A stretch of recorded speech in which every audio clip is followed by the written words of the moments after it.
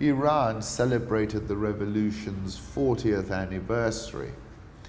On Friday evening, I attended a party by Mehdi Atefat, the senior Iranian diplomat in Washington, to mark, as the embossed invitation noted, the glorious occasion of the 40th anniversary of the victory of the Islamic Revolution.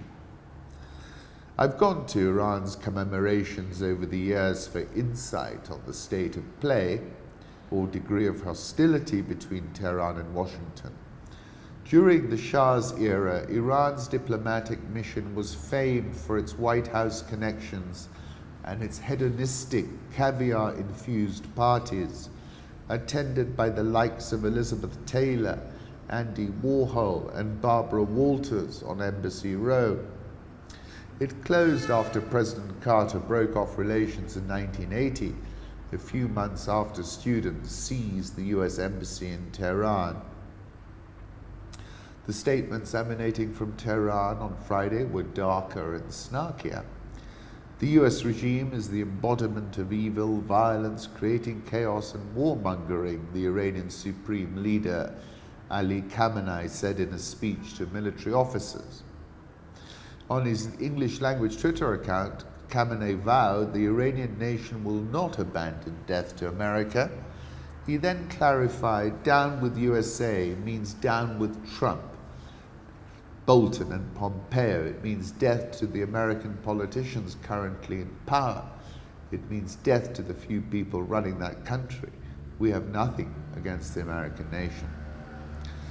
The Islamic Republic, of course, is struggling. Today, the country is facing the biggest pressure and economic sanctions in the past 40 years, Rouhani warned in the speech.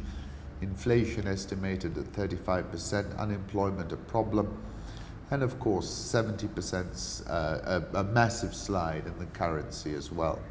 On that note, this is a photograph of the Shah of Iran looking out to sea in Gilligan's Island, Panama. He was exiled there because no one else, none of his erstwhile allies would have him. Reza Pahlavi, who was in Texas as an 18-year-old air cadet when his family lost its grip on power, says the mood of the country is as unhappy now as it was in the months leading to the Islamic Revolution. I wrote a piece some years ago, October 2013, at a time when the two Husseins, Barack Obama and Hassan Rouhani, were enjoying a rapprochement. And I wrote then the Iranian Revolution in 1979, when Ayatollah Khomeini overthrew Mohammad Reza Pahlavi, the Shah of Iran. The Shah was the second, the last monarch of the House of Pahlavi, otherwise known as the Peacock Throne. I also said if the Pax Americana in the Middle East was a three-legged stool, with the US the most important leg, then Israel and Saudi Arabia are the other two legs of that stool.